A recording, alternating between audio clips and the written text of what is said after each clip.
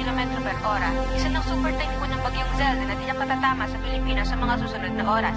Iniiwasan umano ng mga umaatake infected o may sakit ang tubig. Kaya serious na mga sweeping na Philippines at the Southern Rim, those infected are observed to be averse to water. With the approach of Tropical Cyclone Henla, locally known as Zelda, the super typhoon is set to enter the archipelago in a few hours. Tumakas na kayo sa lungsod. Pumunta kayo sa mga isla.